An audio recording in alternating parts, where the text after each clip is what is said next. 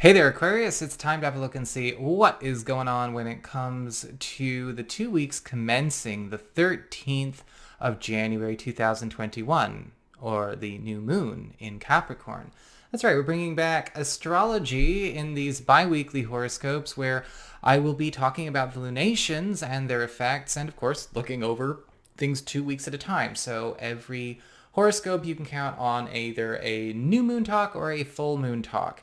And if you are interested in more talk about astrology as it relates to the specific signs, I will be doing that on Fridays at 4 p.m. Pacific time, US and Canada, through my Patreon. And you can sign up at my Patreon by following the links down below. It's $5 minimum pledge a month per person. And you will also have access to my other lives, like the Incoming Wave / New Light Astrology, as well as discounts and other things like that I've got going on there. And if you are watching your rising sign, just a quick reminder before we get started, your rising sign is going to be giving you additional clarity as to how a great deal of your sun sign horoscope shows up. And your moon sign horoscope, well, that's going to be giving you the B story or the side story that is also playing out throughout this next 2 weeks.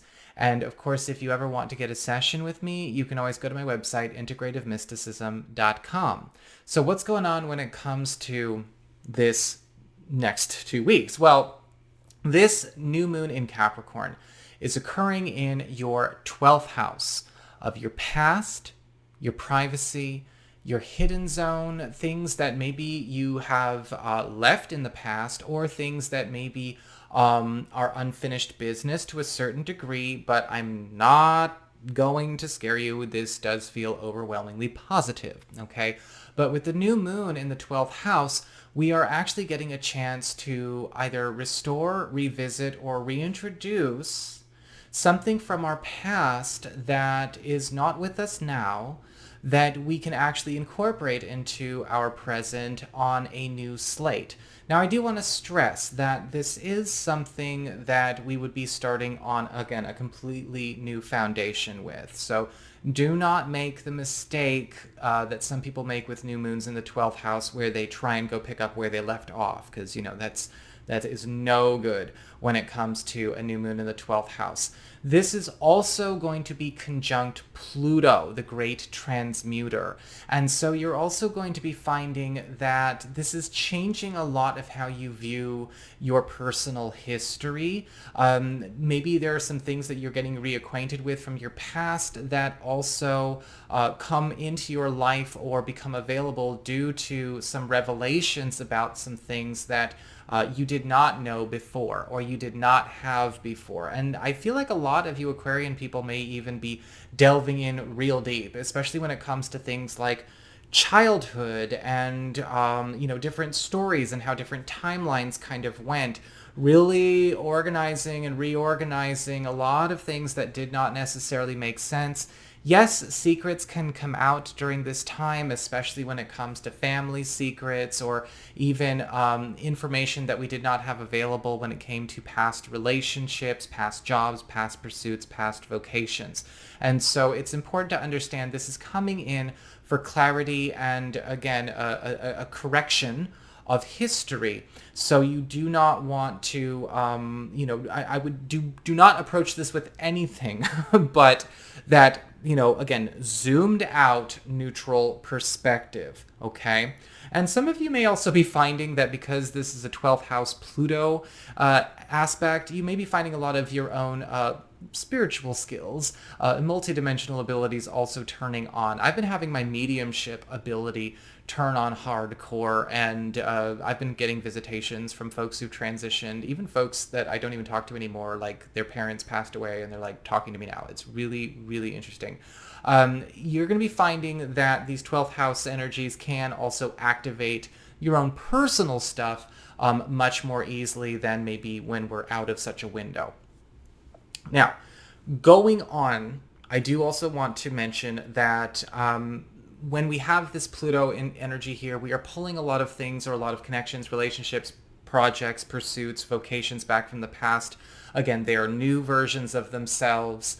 They will most likely override and overwrite their own history with you, and also maybe override and overwrite something that's going on in your life right now. So it might be something that you find is coming in to replace something that you have that you don't want anymore. Where that falls, again, depends on what's going on in your personal life stream. Of course, for more clarity, check your rising and your moon sign. So moving on to the cards. The cards I've found reading for everybody have this sense that there is, of course, this very strong evolving flow to every theme. But since we're going so quantum here, a lot of you are probably going to go through this horoscope in less than 14 days. It may only take you 9, 10, 11 days to go through this entire experience.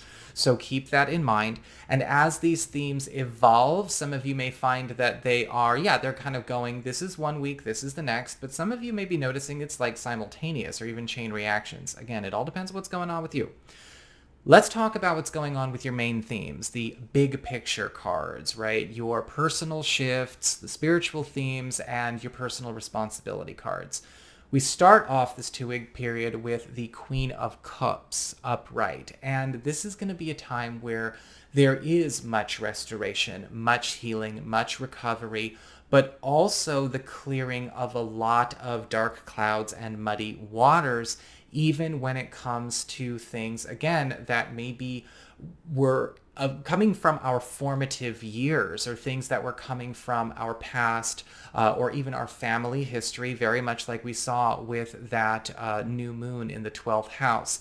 And the Queen of Cups is actually doing this in order to also heal, recontextualize, and restore a lot of life avenues for you that you might not have necessarily given a lot of earnest consideration to, either due to that conditioning or due to misguidance or due to something that was maybe blocking you or making you feel like you couldn't, or something that was denied to you. And also doing a number on healing a lot of relationships in your life. And we talk about relationships, it's across the board, right? Platonic and romantic, and also pulling in people that actually, I would say, are of a certain spiritual and emotional caliber to be able to be consistent in those pure, organic, authentic relationships where there is emotional communication that is reverent, affectionate, and honest consistently. And the Queen of Cups is like, no, this is the new standard. This is what you're going to start to see changing a lot of things around you. Now, this does evolve, however, into the Five of Cups upright. And yeah, a lot of you Aquarius people are probably going to need to also be prepared to accept where this is going to show where certain things or certain people are not eligible for that kind of experience in your life.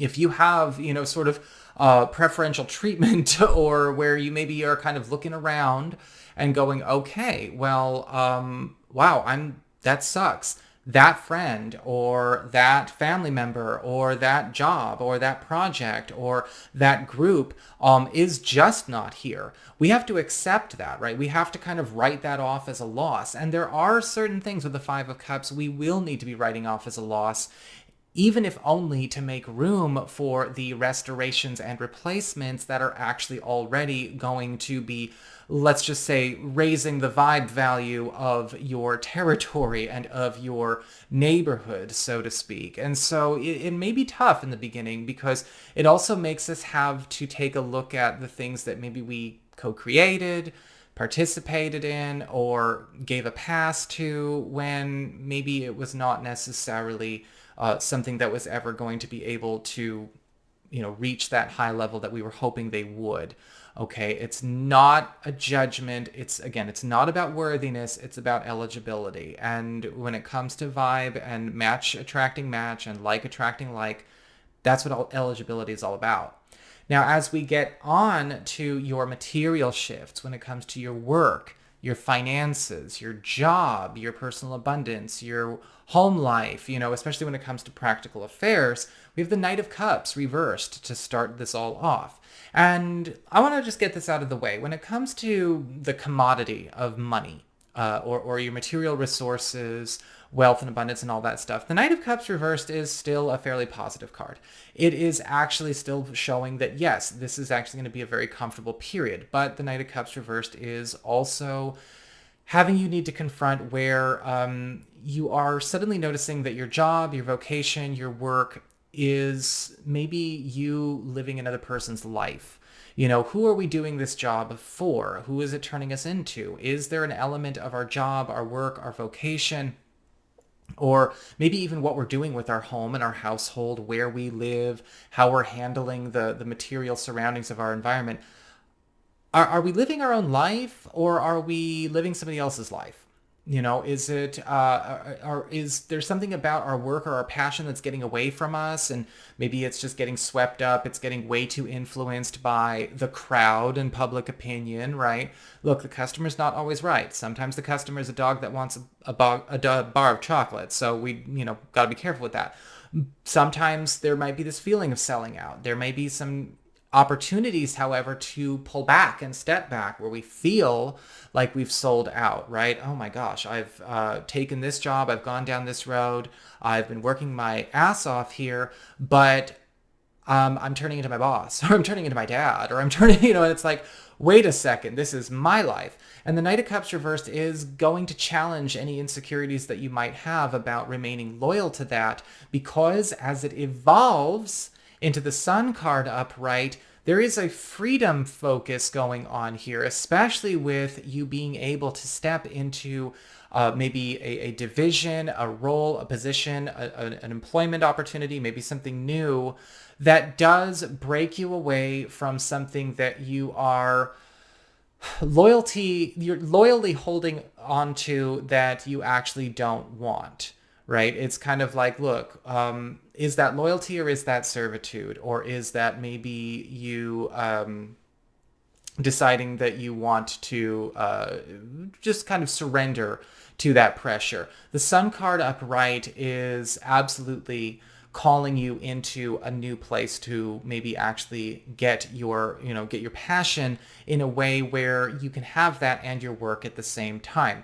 The Sun card is also bringing in a new opportunity to generate even more abundance in an environment that already feels like home, whether it's feeling at home at this new job or in this new department or working with these new people. Those of you who work for yourselves may actually find that the Sun is allowing you to transition your business or your work or maybe your services into something completely unrecognizable to the outside world, but something that is a more honest reflection of you that actually gets a lot of very positive reviews. And if you're worried about how to do that, like where is it going to come from? Where is it supposed to be? There is going to be that guidance on how you make that very, very smooth transition. And so it's kind of like we're closing up shop in a spot that we may actually only be sort of surrendering to then and actually allowing ourselves to transition to something that is, of course, going to be working in a much more worthwhile way for us. As we get on to your relationships, when it comes to your closest one-on-one connections, right? The most important main characters of your life, past and current, because, some people make a mark, right? You do have the Ace of Swords reversed to start this all off. And so for a lot of you Aquarian people, there is going to be an opportunity to reassess a missed opportunity or a missed chance or something that maybe was not handled very well or never really got off the ground. And with the Ace of Swords reversed, the reason it's coming as a reassessment is because we may have actually done plenty, maybe with this situation, right? If we're talking about you coupled Aquarius people, those of you who are already in established relationships, some of you may actually be getting a chance to do something where you are able to make a bit of a switch, give something an earnest try for yourselves, for your family, for your household, or even for your relationship, for your marriage that you've maybe been avoiding, you've been afraid to do, we've maybe been adherent to some other kind of plan.